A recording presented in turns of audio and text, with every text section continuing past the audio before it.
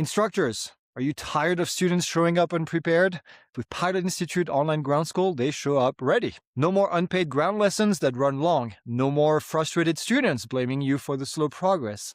Instead, you get students who learn quickly, recommend you to friends, and also make your job easier. The result? You build flight hours faster, your students are going to succeed, and then also you get to focus on the flying. With a 99.9% pass rate and 33,000 five-star reviews, we are the ground school that instructors trust. Plus, it's completely free for CFIs. Get your free instructor account today at pilotinstitute.com/instructor. All right, here we go. Welcome to MentorLIVE number 103. If you didn't notice, no, I am not Bob Mater. As far as I'm concerned, y'all are getting the short end of the stick tonight, but I'm glad to step in and host again. My name is Aaron Dabney. I'm an active flight instructor, and I'm on your board of directors here at NAFI, and I do think I have the coolest volunteer gig in the association getting to help spearhead this program. We've got a really good one for you tonight. I'm really excited to introduce you to my friend JJ. JJ Madison is going to be speaking about his book that you may have seen, and you'll hear more about that tonight too. But yikes, I was thinking about saying it that way, JJ. Sorry. We're going to talk all about sort of JJ's origin story as a pilot and where this thought process came from, and then the origin story of the NASA reports, and then he's going to teach us how to use them as a teaching tool. So, it seems like we've been kind of on this decision-making kick the past few months, and I think, you can't think of a more important topic for pilots. I want to make sure and take a moment to thank Pilot Institute for once again being our sponsor this month. If you haven't looked into the amazing things that Greg and his team are doing at Pilot Institute, the way that they're revolutionizing the use of VR and AR in flight training, it really is the next big iteration in our profession, and we can't thank them enough for our partnership. I want to kind of start out maybe on a somber note this evening. We learned yesterday, there's my slide, that we went on Live TV, y'all. I'm getting a little bit happy on my mouse here as my slide pulls up. Got a little delay here, but we did learn, unfortunately, yesterday that our friend and many of our mentor, Dr. Victor Vogel, passed away. Victor was a long-serving board member here at NAFI, and was a privilege to consider him a friend, and I know a lot of people felt that way. Obviously, an accomplished physician, oncologist, and worked in cancer treatment and cancer research for decades. A consummate educator, cared a lot about aviation education, cared a lot about STEM education, but most importantly, just a really good friend and a really good mentor. He faced a devastating diagnosis for the better part of a year and faced it with dignity and grace and class, and that was just Victor all the way around. And so really a big loss for aviation, a big loss for NAFI. And so I want to dedicate this month's episode to Victor, which I think is fitting because, JJ, you probably know this, one of Victor's last major projects in aviation was actually writing and publishing a book about risk management and decision-making. And so here we are in his memory tonight talking about that same topic. So we will miss you, Victor, and we have the flight controls. Moving on into our program here, a couple of typical housekeeping issues. Don't forget, just like every month, you can earn WINGS credit from this broadcast. Don't do it now. Pay attention to JJ here in a moment. But when we finish up here, click that link below your broadcast window here. Take care of that 10-question WINGS quiz. Get your credit, print your certificate out, show it off to your friends and family. Make sure your friends are here next time. I always say this. I'm going to say it. You don't have to be a NAFI member to be a part of MentorLIVE, and you don't have to be a flight instructor to be a NAFI. So if you care about the mission of improving aviation and particularly aviation safety one instructor at a time, then we want to have you as a NAFI member. We'd love to have you in our ranks. Finally, we want you to be part of the discussion tonight. Now, I will say I'm kind of pulling double duty here because I'm hosting and I'm also running chat. So if you see me glance over at the other monitor every once in a while, I'm trying to watch your questions on chat. So I promise I'm probably going to miss some, but I also promise I'm going to do as well as I can to get as many of your questions in front of JJ as I can. I do ask that when you log on to chat, make sure you click that little 3-dot thought bubble there below your broadcast window, and then it's going to ask you to enter a name. You can log in as a guest, enter your name. We don't want your question to be your name. We want to know who you are, because when I bring your question out on air. We want to be able to give you credit for it, but definitely join the questions and interact with us. So again, I'm excited to bring on the camera JJ Madison. Now I will point out, and you'll see in his bio here in a second. Excuse me. JJ is he's a better man than I am because he's actually taken the night off from his upgrade training as a captain at a major air carrier. So he's braving the hotel Wi-Fi to present for us tonight. So I know you've had a long day, JJ, and we really appreciate you being here. I'm going to tell folks a little bit about you. Get your bio pulled up here. So Harvard educated first off. So another reason that you're in luck that I'm going to hush up here in a few minutes. He's mentored a lot of young pilots. As I mentioned, he's the author of Yikes, 100 Smart Pilots and the Dumb Things They Did But Live to Tell About Them. You know, we've all got those things. There it is right there. I'm going to let him tell you about what that book actually supports. There's a lot more behind that book than just the lessons that are in that book. But as a little teaser, he founded an organization called the Victor Kilo Fund for Aerospace Education and does some really cool things. And the book has something to do with it. Well over 1,500 hours of dual given, and he's flown into more than 250 general aviation airports in the lower 48 and then some. And again, like I said, right now in upgrade training at a major air carrier. So, JJ, you're not busy at all. I appreciate you being here. Thank you very much. You're going to hear JJ and I interact a little bit more than normal tonight with his hotel Wi-Fi. We didn't want to chance the the poor performance you saw from me clicking on the slides a few moments ago, so he'll probably be calling me out to change slides, and that's why we're doing that. Beyond that, JJ, you got the flight controls. Take it away, my friend. Thank you very much, Aaron. I really appreciate that. And before I get started, I want to send out a heartfelt condolences to the Vogel family.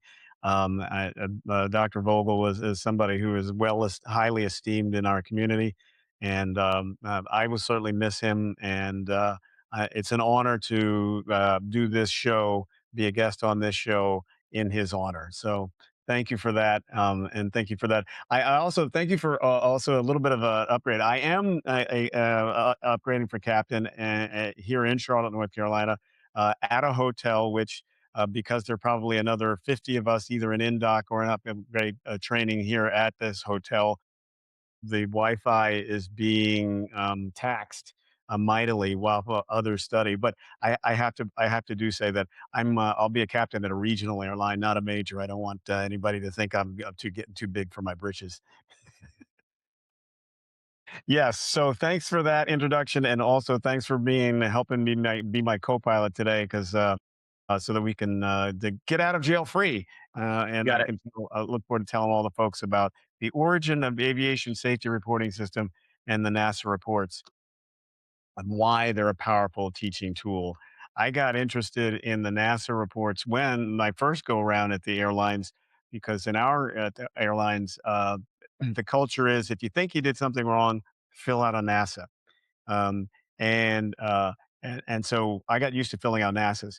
When I got back in the general aviation world after the great financial crisis of 2008, 2009, I discovered that about 50% of people, of pilots, whether it's instructors or just regular folks, pilots, did not know about NASA's. And then the other 50% didn't trust the government.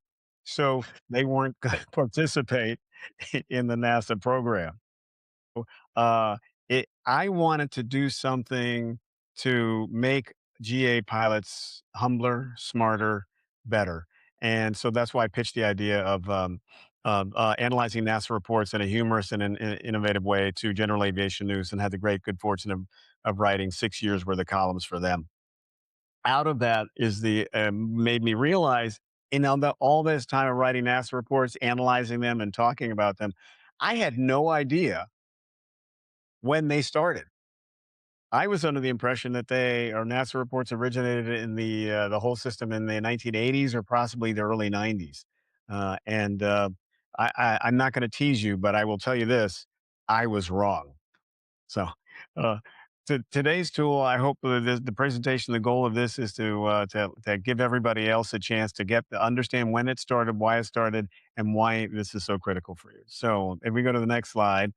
Um, Here it comes. There we go. All right. Are we looking at a Grumman tiger? We in fact are. Okay, so there I was wrestling this Grumman tiger, all 1,300 pounds soaking wet of it, over the skies of Southern California. And in the next slide, what you'll see are two towers at Century City. That's between downtown Los Angeles and Santa Monica, California. The Century City towers are on the flight path to runway 21 at Santa Monica. And I had just spent a great afternoon with a good friend of mine who at the time was also a private pilot in Van Nuys, California. And in the next slide, what you'll see is I was taking a flight from Van Nuys back to Santa Monica, California.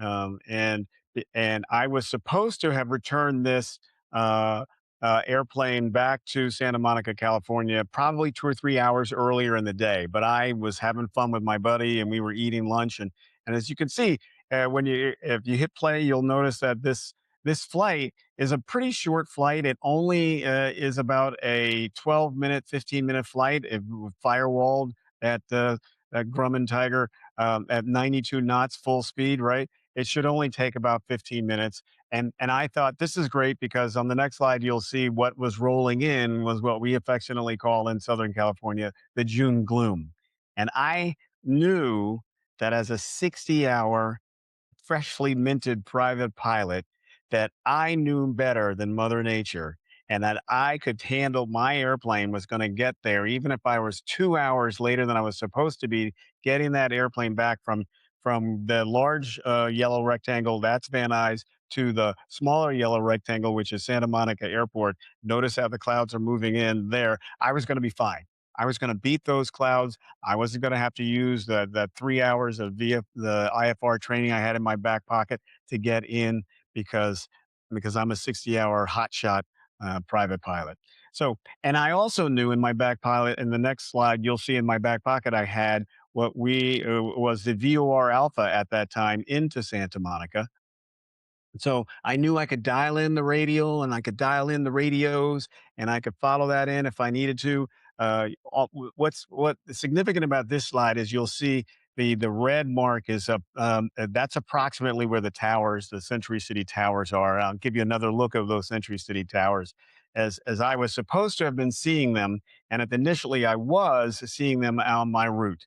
Now I could see the clouds in front of me coming from off the ocean toward me, and so I also, being a hotshot 60-hour pilot, freshly minted private pilot, had in my back pocket the other back pocket, my special VFR clearance.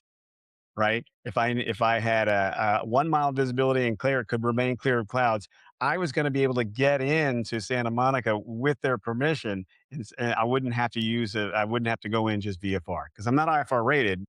Right? I had the 3 hours of required time, instrument time, not VFR rated, but I had the special VFR. So I called Santa Monica Tower and I asked them for a special VFR, and I said, "Let's go." And they cleared me for it. So I was approaching the towers as we see in the next slide, and I was feeling pretty good about myself that there was definitely I could see the airport from my vantage. I was remaining clear of clouds, and I was gonna get down, and life was gonna be good. I had cheated Mother Nature, or I had shown Mother Nature that I knew better than Mother Nature. Right? As somebody once said earlier, who's much smarter than me, "Hey, if Mother Nature wanted my opinion, I was gonna tell her." But then I looked down for a moment just to take a note on my knee pad. And on the next slide, you'll see all of a sudden what I saw was not a good thing for me because being a VFR rated, even with a special VFR pilot, if you hit play, this is suddenly is what's filled my windscreen. Not a happy camper all of a sudden. I looked up and there I was now. Not only was I not clear of clouds, I was 100% in the clouds. Okay. Remember, 3 hours of IFR training, 60-hour hotshot pilot. This is me. Okay. In my head, I'm thinking, okay, get on the instruments, level, standard rate, 2-minute turn, one way or the other, and I will just get out of this cloud bank 180 degrees and I'll break off the approach. Well, instead of doing that, on the next slide, you'll see my body put me into a 45-degree steep turn, and not only a steep turn, but a descending steep turn over the Century City Towers that you'll see in the next slide. And that's what I realized that, well, I didn't realize anything because I had vertigo. 45-degree bank, over banking in a descending turn over the Century City Towers, and there I was having this vertigo. And in the next slide, all I could think of was I finally got myself together. And what I could see in the next slide is about this vantage point. I was no longer above the Century City Towers. I was heading straight for them. And when I saw that, that kind of got me woken up. I yelled absolutely in the next slide, you'll see, to nobody as loudly as I could, not today, not today. And I leveled off, firewalled the Grumman Tiger's order, and I was able to level off and then climb above the Century City Towers. So they're tracking with you, JJ, because Jack says, "Yikes, indeed." Exactly, Jack. Exactly.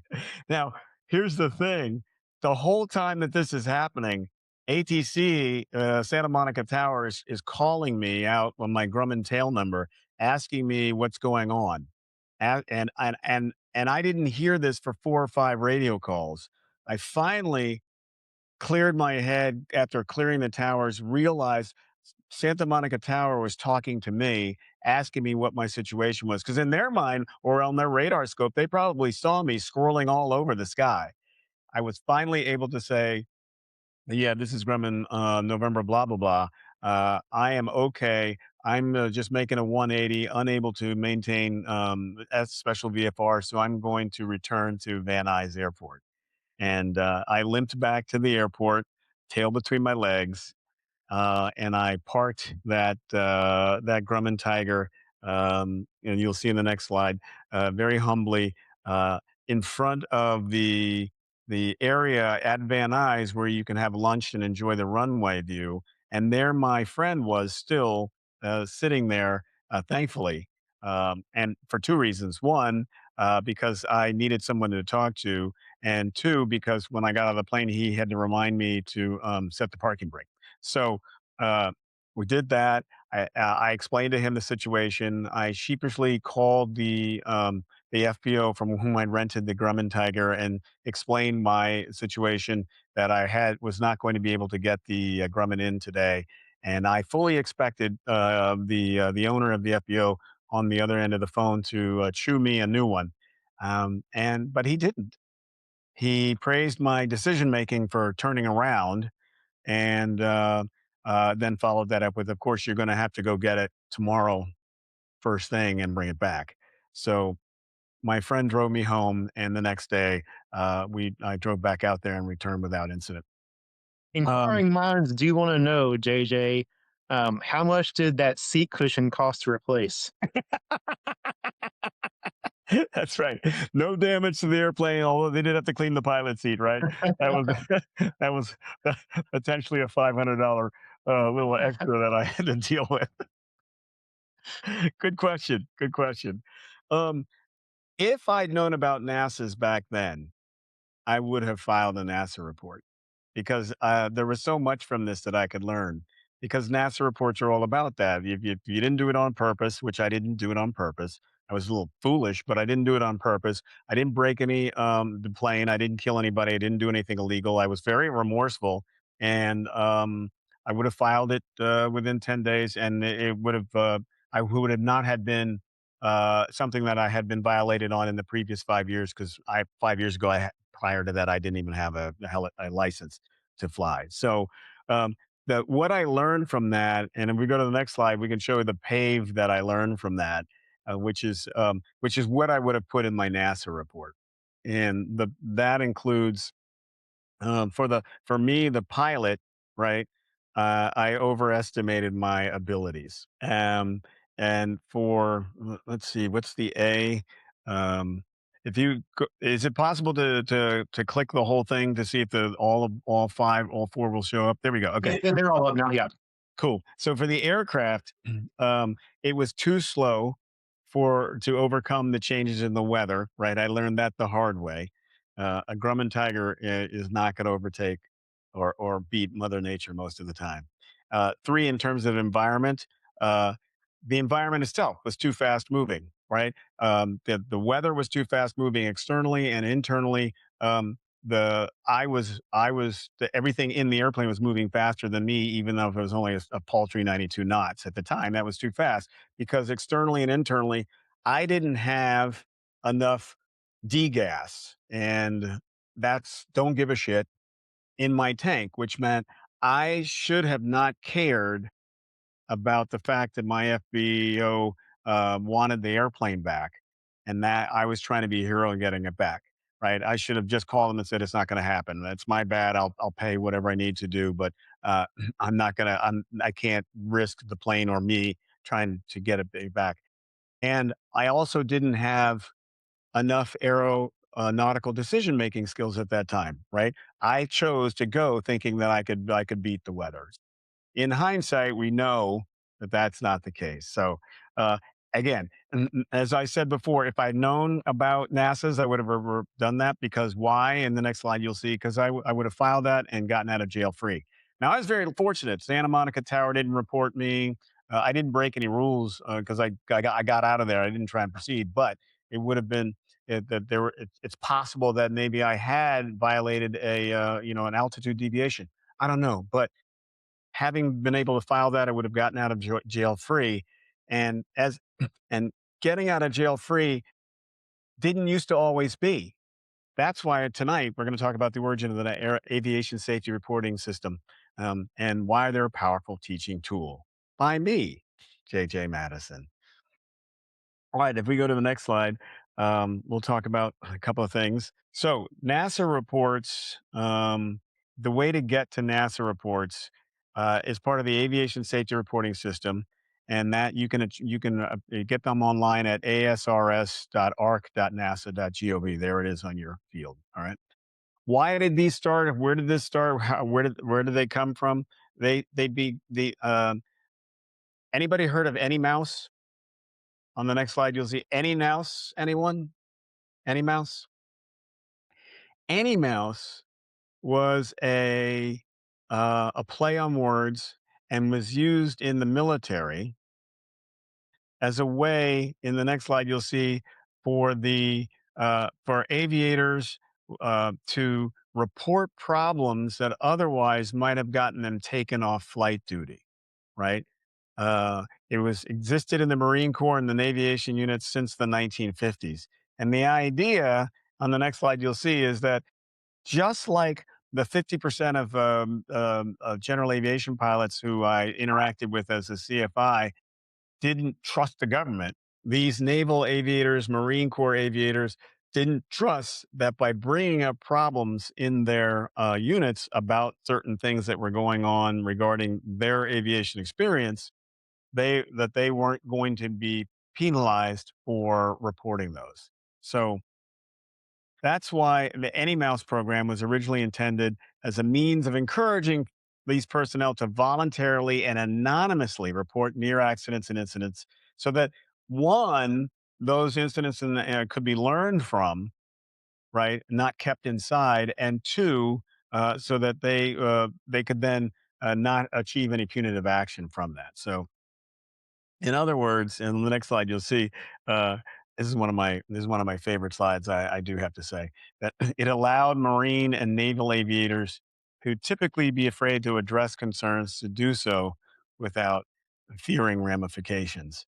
And that's the biggest problem that I think gets in the way of learning and sharing mistakes with others is the fear of ramification. Right? That I at my airline I have an instructor currently who's been at a few airlines in the past, and he's been here 20 or 30, 40 years. His flying career is quite extensive, and one of the things he talks about is the difference between the FAA then and the FAA now. And the FAA then was we're with the government, we're here to help. Not. Now it's, hey, we're really here to help you. And we happen to be with the government. Big deal, sort of big changes. So then one of the ways those were changed was through the things like this NASA reporting system. At the very top of the conversation on the next slide, I asked you or mentioned that I had no idea when the NASA reporting system started. I thought it had started in the 90s or at the latest 80s and the earliest. And I didn't even know, but I didn't know why. I feel very fortunate to be able to dig into this and find out. I actually met somebody who was in there at the beginning. Let me ask you this question. On the next slide, you'll see a crash, the debris from a crash from 1974. And I want to ask you, even though we don't deal in crashes with NASA reports, do we think that this crash of TWA Flight 514 was the genesis of NASA reports? Well, before you say no, and before you say yes, or before you say maybe, I will say, let me give you the details on the crash of Flight Y514. So this happened in 1974, and it happened around. On the next slide, you'll see it. It happened about during the holiday season. So it was in the winter or late fall, and when this happened, and it occurred near Dulles Airport, just outside of Washington D.C. So there's a county out there called Loudoun County, Virginia, which used to be heavily forested. Now it's heavily McMansioned. And at the time, they were going through a crazy winter storm or late fall winter storm. And as Sarah McCracken, who was a resident at the time, interviewed by the local newspaper following the crash, that this happened on December 1st, and she said the weather in Northern Virginia was as brutal as it was bizarre. She said it rained, we had sleet, and then it snowed, and then we had thunder and lightning. It was like we were under attack. And this was all happening about the same time around the crash occurred, and that was at 11:10 in the morning. So the storm forced DCA, Washington, D.C., to National Airport to close, and all air traffic controllers had diverted flights to Dulles, including TWA Flight 514. So that this was a Boeing 727 tri-engine jet coming from Indianapolis and Columbus, Ohio. It had 85 passengers and 7 crew members on board. And as it was making the landing into Dulles, something went terribly, horribly wrong. So, what happened there was um, the plane ended up crashing into a mountain in the or in the Blue Ridges at 265 miles an hour, shearing off 380 feet of trees instantly. And the plane itself disintegrated. All 92 on board were killed. Now, the reason why the Flight 514 crashed into the Blue Ridge, this particular mountain, Blue Mount, near Blue Mount at 265 miles an hour was simple communication error. Okay. Um, the NTSB, ALPA, the Airline Pilots Association, and the FAA all determined that the crash was caused by a miscommunication between air traffic and the pilots. And the miscommunication was the pilots, on the next slide, you'll see, thought that air traffic control was watching and monitoring their altitude and keeping them safe from obstacles below, right? And air traffic control thought the pilots were doing the same. So both thought that each other were looking out for the plane, and the reality was, as a result, neither of them were, and it was because of this very simple phrase that used to be in Vogue called "cleared for the approach." And that's all it was said. The air traffic controller told the pilot he was cleared for approach, even though the flight was 44 miles from the airport. Now, in Charlotte, we get this all the time, right? Airport is at 9 o'clock and 45 miles. Yeah, we got the traffic. Okay, you're clear for the approach, runway 18 left, contact tower over, blah, blah, blah, right? But back then, well, clear for the approach 44 miles out in mountainous terrain, that gave up the ATC gave up their right to they delegated the right of the air traffic of the pilots themselves in the plane to maintain and confirm their altitude over the obstacle clearance. Whereas when they got the clear for the approach, the pilots thought the opposite. They thought they were still under not only radar control, but that they were being kept safe by that ATC. So as a result, because nobody knew and nobody was really doing that, the pilots descended too low too soon and ended up in the side of a mountain and shearing off 300 feet of trees. So it was a horrible accident. So, was that the genesis of the NASA reports? Well, actually, we're going to look at the federal report summary in just a second here. And in it, it says that the crew's decision to descend was the result of inadequacies and lack of clarity in the air traffic control procedures, which led to a misunderstanding on the part of the pilots and the controllers regarding each other's responsibilities during operations in terminal areas under instrument meteorological conditions. So these findings, on the next slide, including a lack of universal terminology between the air traffic and the pilots, resulted in a massive changes in the airline industry to improve safety. So do you think this is what started 51? Do you think Flight 1514 now is the genesis of it? Well, I have to say, was it? The next slide will tell you that actually it was not. It was actually, on the next slide, we'll see that it was several United Airlines air flights into Dulles had the same problem with communication and suffered the same near incidences, near tragedies. And in fact, a specific one, there was a near crash of a United Airlines jet over Dulles in October, just 2 months prior, where they had experienced a similar incidents. They were one of many. And at that point, they were like, hey, the United crews were like, dude, they went all the way up the chain to their chief pilots, to the chief pilots, and then onto the FAA. And they complained that these unclear approach clearance language had drew huge concerns for them. Well, the FAA said, this is great information, but we don't know what to do with it. Well, after the crash of Flight 514, the FAA admitted that they knew this was going to happen. Next slide, and then we can keep going. And suddenly they figured out what they had to do with it. And what they had decided that they were going to do with it was create a system in 1975 that would allow for people, on the next slide, we'll see, to report things like this: miscommunication, wrong altitudes, problems with flight directors, all kinds of stuff, right? Um, to the FAA, and they announced it and opened up the doors. But after 6 months, they had zero submissions to this new program. And I wonder why. Well, according to here we go.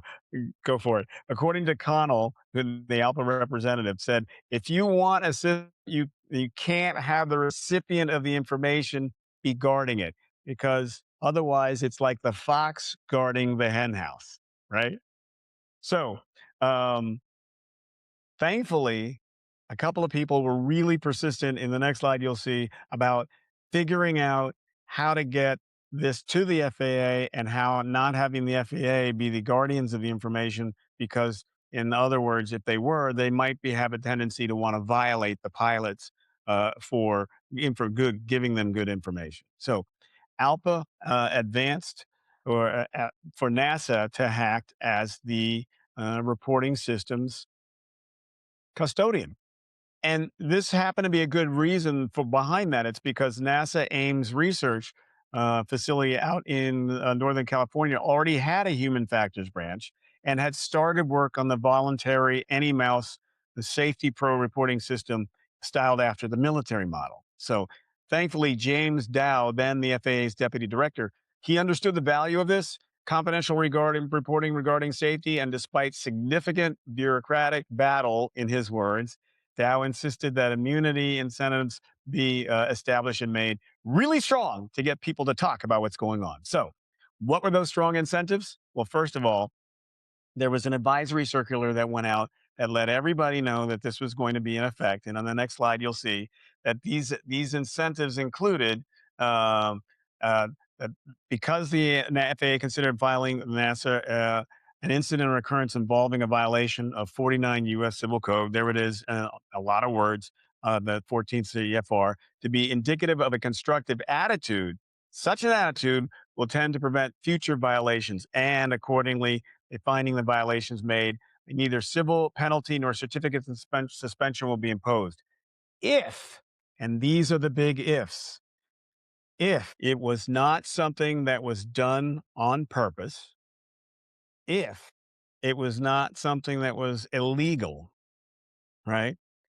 If if it was not, if you didn't break any metal or kill anybody, and if not only did you express remorse, but also and developed a conclusion as to why you did it and what the takeaway was, and you reported it within 10 days of knowing about it or it actually happening, and if you had not been violated by the on the same but on the same incident type of incident within the previous 5 years.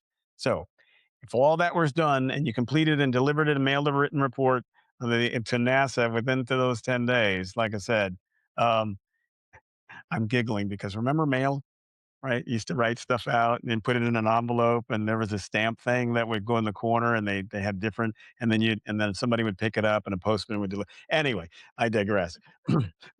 If you did all that, uh, it would be sent to the Ames Research Center, and they would strip out all your information, right? So your name, your certificate number, if it was requested, all that stuff, and then they would analyze it. They would give their own conclusion, but then it would be posted on the ASRS website for everybody to see, for all of us to virtually hang or fly, to watch and to learn from your mistakes. So what happens? In 1976, in April of 1976, as we'll see, the ASRS system was established. There it is, boys and girls. 1976, April 1976. Wow, 50 years this month. Who knew? 50 years this month, the ASRS system was established under a memorandum of understanding. And since then, in that first year, they got way more than zero. And since then, in 2012, NASA report submissions to the ASRS system reached their 1 million mark. Currently, about 1,800 NASAs are filed weekly. So um, I would call that a successful program. Hopefully, you will too. Hopefully, you'll participate, especially now that you know some of the background. I get it. I got to say that 1,800 a month or week rather, and over a million at this point is probably over 2.5 million. That's a lot of data, but why does it matter to you? If you're the flight instructor and you want to convey some good information to your your students, here's why it matters to you. On the next slide, I'm going to wait for it and let you all take a look at that because We're all going to be shocked by this statement, JJ. I think we're going to get some complaints. dun dun dun. Right. NASA reports reveal most pilots aren't perfect, right? This is the number one reason why it's a great idea to show this to your students, because you as a CFI may show something to a student, and you know the whole I'll show you, we'll show each other, and then you'll show me kind of, right? I do, you do, we do, you do kind of concept. It still is a very intimidating thing to many student pilots, because they look at you and see how perfectly you did this and think, man, there's no way I'm going to ever be that perfect. Well, NASA reports show that pilots are not perfect, and so then that gives them a sense of hope. And hope is in terms of learning how to fly, is a great strategy, because if you have hope that you can learn, you will continue. You'll still stay motivated. And as a teaching tool, you can't make this stuff up. All right, really quickly, let me show you this thing. So this is one of those that you'll find in my book, Yikes: 100 Smart Pilots and Dumb Things They Did and Not and Live to Tell About It. Is it to launch or not to launch? So this was about a CFI double I who was taking he took a Piper Arrow down to like a 2.5 hour flight to his job, where he then decided to fly for he did flight instruction for a good 5 hours. And at the end of the day, I'm hoping I'm getting these quick summary of events right. It's been a long day for me. I've been learning how to be a captain. Hopefully one day I'll have the privilege of flying you on my airline. So he decided it was now night. He was going to fly back to his base, which was 2.5 hour flight away. Remember, after flying for 5 hours of dual instruction and then flying 2.5 hours to the job in the morning. So it was nighttime flight, IFR and IMC. The pilot, in the midst of all this, suffered an audio selector panel malfunction, essentially shut down his radios, right? The fix he had was to shut off his primary communication radio and use only his backup. At night, IFR in IMC, all right? All right. On the next slide, what you'll see is he finally got that sorted out and figured that out, and he sort of got his radios back a little bit. And a little while longer into the flight, ATC suddenly told the pilot, "Hey, I'd like to know what direction do you think, what heading do you think you have?" And because you're off course compared to what we're seeing, and that's when this pilot discovered he had a partial panel failure. Okay. Now, radio problem. Thought he had it fixed. 7 hours of flying already on his way, night IFR. And now he's got a partial panel problem. Well, so does this guy decide to divert? No, he's a CFII. He's decided I'm going to flex my partial panel muscles. I can do this. I've taught people how to do this, so I know how to fly partial panel. And so that's what he did. He continued on flying partial panel at night in IMC. Now, the last thing that happened and the thing that actually got him on the ground was while flying, all of a sudden, his the baggage door on his arrow flew open and his backpack began to depart the airplane. So at that point, he was able to grab the backpack and realize I need to get on the ground now to save my back. So in the process of doing that, he asked for a vector to an airport. That made him have to go through some weather, and in order for him to get down where he was, because suddenly he really needed to get down, he really needed to get down, he really needed to get down.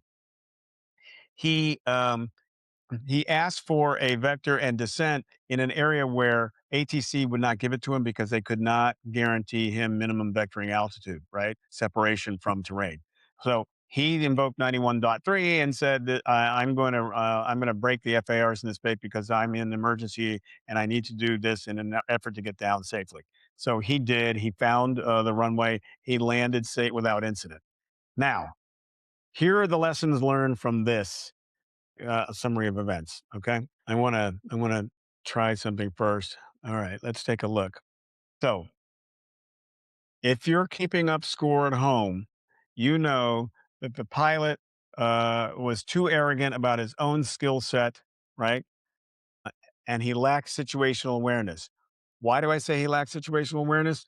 He had an electrical problem. We don't know. He had a radio problem that could have turned out to have been an electrical problem, which could have turned out into either he lost his generator and lost all his radios and lost all of his electricity, or even worse, he could have had something like a short, which could have turned into electrical fire. He didn't think about that. All he thought about was getting backup radio, getting reset, and then keeping on his way. Then he had a partial panel problem, which he didn't think about. Okay.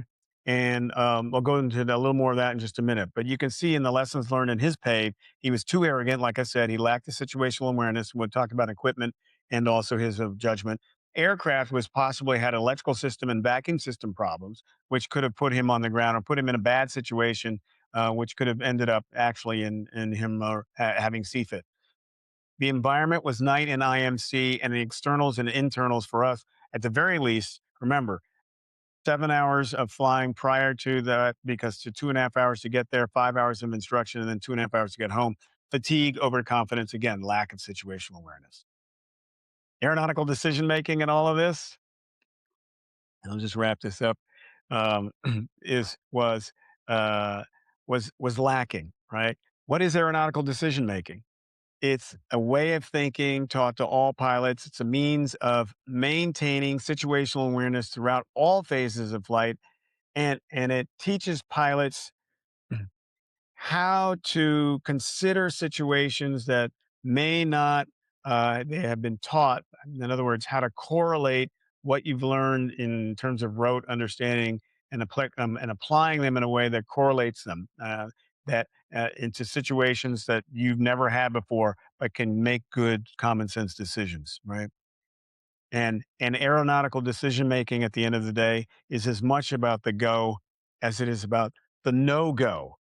And in his case and in my case, our ADM skills, had they been more highly developed, we would have both said, you know what, this is a no go. And that's an example of how a NASA report, this is taken from the ASRS, can really be helpful and instructive to a CFI and for their students.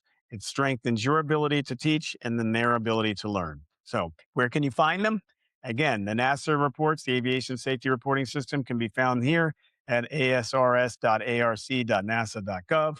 Now, they also used to publish a newsletter called Callback on a regular basis. I'm not sure if it's published. I do know it's in PDF form on the website, and and it's easily accessible. Um, I Want to hope hear you something enjoy. cool about that, JJ? Say it again. You want to hear something cool about that? Yeah, yeah. And you want to know how good we are? I promise y'all, we did not plan this. JT notes in the chat the ASRS callback email today. Wait for this. Notes that it became operational on 4/15/1976. So happy anniversary NASA reports. I promise you, we didn't plan this, but that's really cool. That's really cool serendipity. That's perfect. Well, happy anniversary. Happy 50th anniversary, ASRS. That's So really I've cool. got a couple of other things I want to talk about before we move on and talk about what you're doing with Victor Hilo, if you don't mind. Sure. No, no, First no. off, a really good point, and I think we're talking about from George. So this sounds to me, he says, like it's solely for self in all caps reporting something I did wrong. It's not for reporting incidents that you feel are unsafe or because of the actions of others. Is that correct? So that's a really great point. And the answer is no, it is not just for self. You can report something that you saw, you witnessed that may have been an issue, right?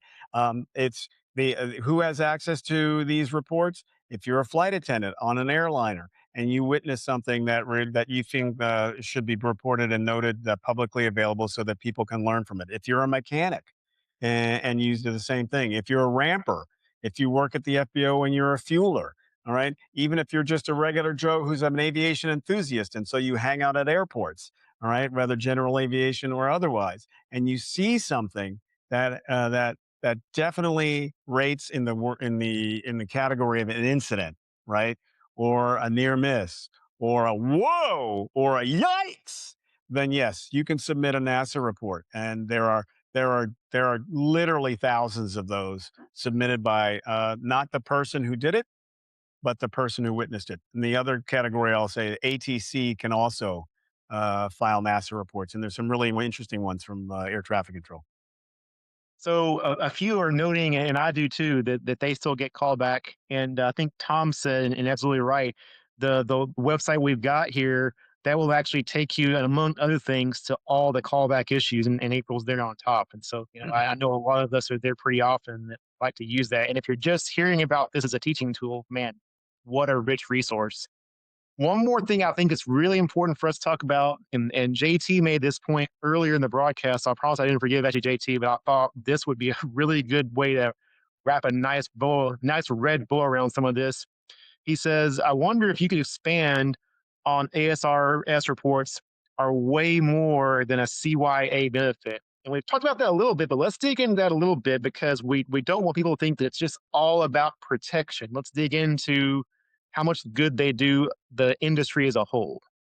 All right, I can't see everybody who's online right now, but raise your hand if you've ever been to the airport and you've just been hanging out, hangar flying, right? With somebody who's that's right, who's either older, more experienced, less experienced, anybody at the airport who's willing to share their stories and their tales of how they learned about flying and what they did and all that good stuff, right? It's so cool to be able to learn from other people's experiences without having to do that yourself because there's no way as a single person, one single individual, will you be able to gain all the experience firsthand is out there from which you can benefit.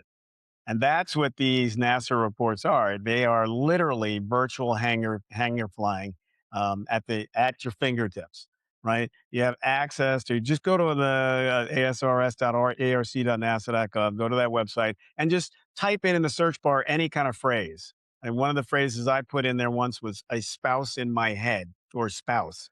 And I did that because I wanted to see. I had an incident that I talk about in my book where flying with my wife um, started out very great. We had a small situation in the cockpit, but then we both handled it well. But by the time I got to the airport and intended landing, suddenly I freaked out, and it was because my wife was next to me, and it was almost night, and I didn't want to kill her. Okay. And so spouse I typed in, and there were dozens of great NASA reports about people who had um, been affected by a family illness, argument with the spouse, or something like that, in such a way that it affected their ability to either work on an airplane, fly an airplane, or operate around an airport. So, yeah, any kind of phrase that you can type in, there's probably some kind of NASA report for it. And when you find that NASA report, you will find that they are infinitely interesting and sometimes hilarious. Okay. To paraphrase our friends John and Martha, it's a lot cheaper to learn from the other guy's experience than your own, right? That's right. That's a So great phrase. Thank you, John Jared and brings up Martha. a really good question um, that I think bears repeating, and I kind of can't resist myself here before we jump into your book. If a third party, so an observer, right, a non-participant, I'm gonna put words in Jared's mouth and say a non-participant observer files an ASRS, is the primary party, so the actor in this whole thing, are they indemnified in any way? No, they are not indemnified. They have to file it themselves. Okay. Um, and sometimes a person doesn't know that they have done something, right? So if the third party witnesses this non-participatory person witnesses it, it behooves them to let that other person know, hey, this is what I saw and this is what I think, and that's why I filed this NASA report. You might want to do it too. Okay. Because on the one hand, the FAA, they read the NASA reports just as much as everybody else does because they're trying to learn about stuff as well. And they're not, and because it's anonymized, they're not going to come after the person. But if somebody in your community sees the NASA report or hears about it and they blab and they say, yeah, to an FAA, and an FAA person happens to hear about the thing, well, sadly, they are obligated to investigate the thing if they hear about it, right? So even if it was not unintentional. So the best way, if you are a non-participatory witness to this, and you're filling out a NASA report, tell the person who participated so that they can fill out the NASA report, just in case of one of their airport buddies who might be blabbing and within earshot of the FAA doesn't happen to now be obligated to find out, investigate that incident further. And one more thing, just to reiterate, I know we talked about this, but just to kind of close this out, Michael asks a really good sort of summation question. When we say get out of jail free, and we put a pin on exactly what an ASRS report protects us from. Okay. So an ASRS report protects you from um, an investigation that could lead to a violation if all of those criteria are followed. You have to have it has to have been unintentional. It has to not have been it has to have been legal, whatever it is you did, like an altitude bust, right? Just because you couldn't get down or you got down too fast at a waypoint. That's an altitude bust is not. You didn't do it on purpose because you were running from the air police. It has to have not been legal. It has to have been legal. It has to have been legal. It has to have been not accidental, non-intentional. You have not. It has not. You have not caused an accident or killed anybody, and you have not only have had bare remorse. It has not have to. You have not been violated for that same incident in the previous 5 years, and you submit a NASA report online nowadays within 10 days of the event or on 10 days of being notified or made aware of the event, then that protects your license from, and you from any kind of certificate action on behalf of the FAA. Okay, last one. I think I told you this. The chat would heat up about this time, right? Poco asks, and I think we all know some stories like this. Do people use this tool to self-report before they expect a violation may be filed on them in order to get protection? Whoa. Okay. I would say cynically, I would say that not cynically, but objectively, if you think you did something wrong that might have been a violation and you didn't do it on purpose, then yes, then you would file this because because you're trying to protect yourself. And that's kind of the purpose of this program as well.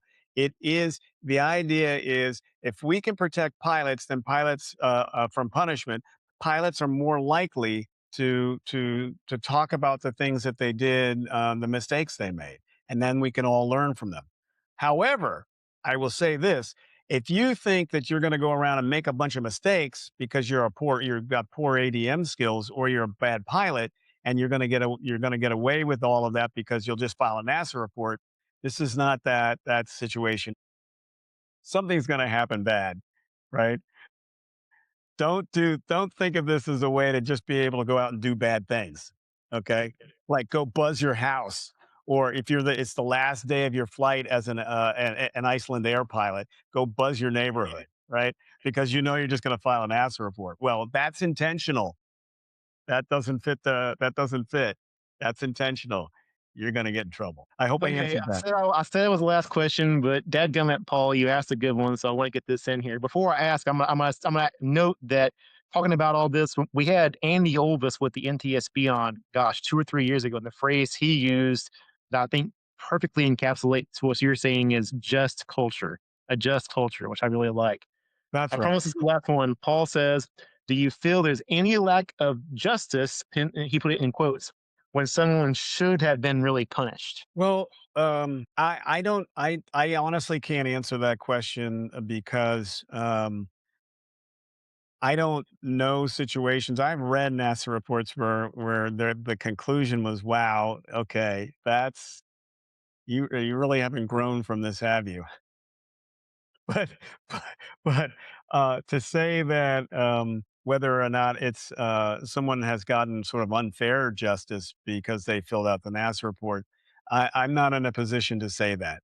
There are over 2 million of these incidents, that have been filed, and they all have great, information from which we can glean and learn from. And it's certainly possible that somebody abused the system, but I would say that the system has done a very good job, because of by virtue of how many NASA reports have been filed, of proving that it's got good intentions and people who use it have good intentions, and are continuing to use it with good intentions. Yeah, I think you're right. I think to create a system of accountability, and I'll use that phrase again, just culture. I think that's probably a risk worth taking when you say that. Yes. Yeah. Yeah, because the honesty will be. I believe if people really believe that something's good's going to happen as a result of them fessing up, then we get more people who are willing to fess up, and we all grow, we all become humbler, and we all become safer as a result. Excellent.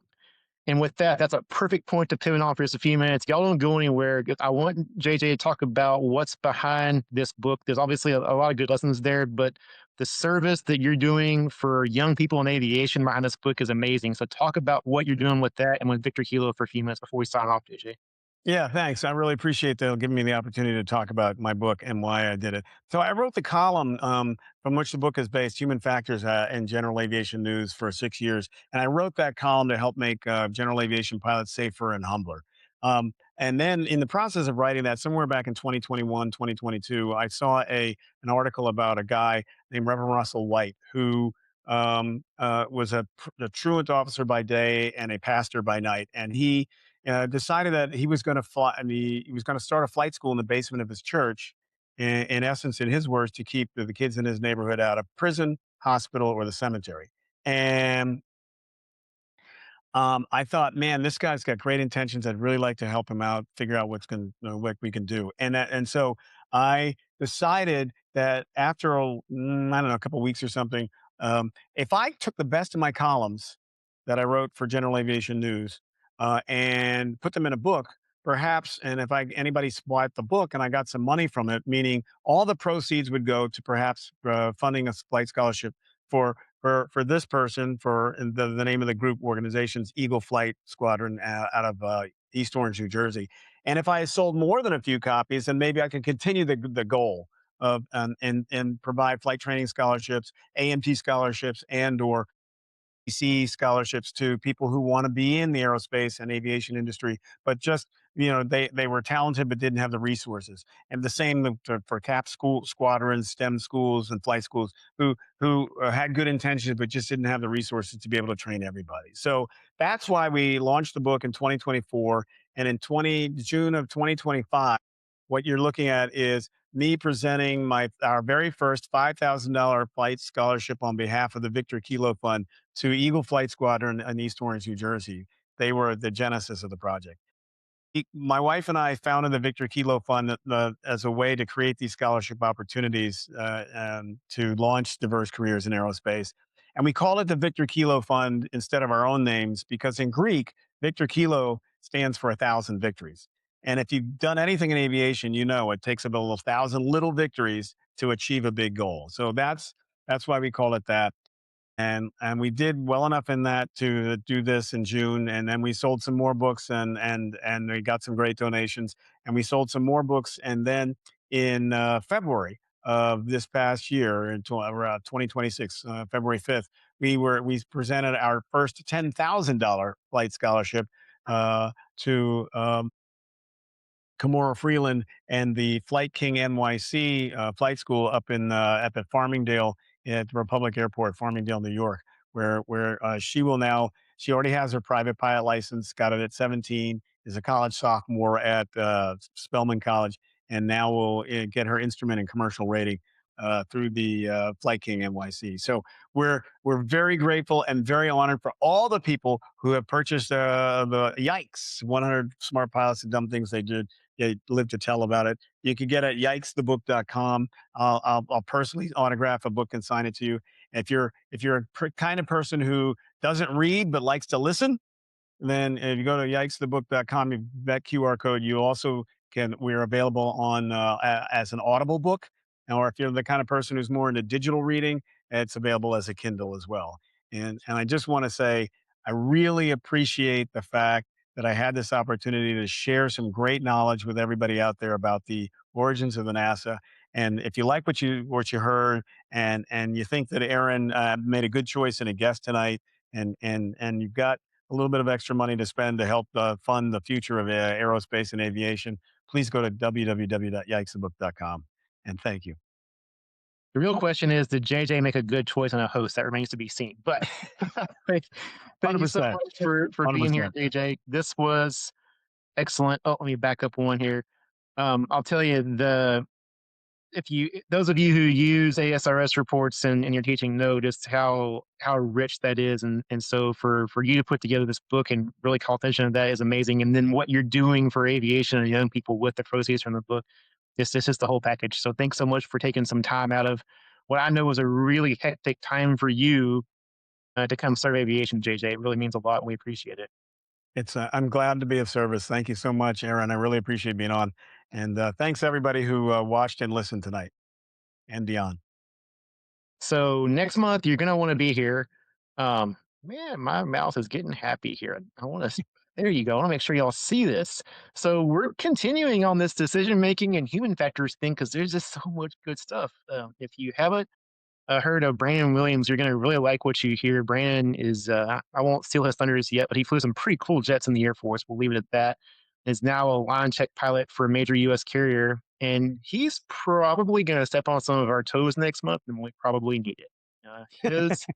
His passion and his mission is to fix the debrief culture in flight training, and maybe in some of our flight schools that means we need to have a debrief culture in the first place.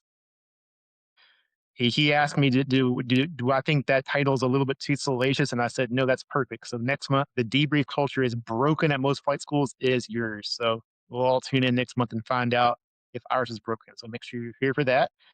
I want to again thank Pilot Institute, Greg and his team for being such a generous sponsor again this month. Let me get my mouse to cooperate here. This is what happens when you have a cordless mouse. Thank you, John. Thank you again so much to Greg and his team. Just to remind you, if you haven't had an opportunity yet, click on that quiz link and get your wings credit. I'm going to say it. If you're not a NAFI member yet, join NAFI. This is a really exciting time for our organization. We've got a lot of good things that we're doing, a lot of really neat ways we're serving flight instructors with content and advocacy and everything else. More coming. We want to serve you, and we want you to be one of our members. So join NAFI, help us serve aviation. And once again, just in case Sally Vogel's watching, we miss you, Victor, and we hope we did you justice with this month's MentorLIVE. So with that, thank you, everybody, and we'll see you next month. Instructors, are you tired of students showing up unprepared? With Pilot Institute Online Ground School, they show up ready. No more unpaid ground lessons that run long. No more frustrated students blaming you for the slow progress. Instead, you get students who learn quickly, recommend you to friends, and also make your job easier. The result? You build flight hours faster, your students are going to succeed, and then also you get to focus on the flying. With a 99.9% pass rate and 33,000 five-star reviews, we are the ground school that instructors trust. Plus, it's completely free for CFIs. Get your free instructor account today at pilotinstitute.com/instructor.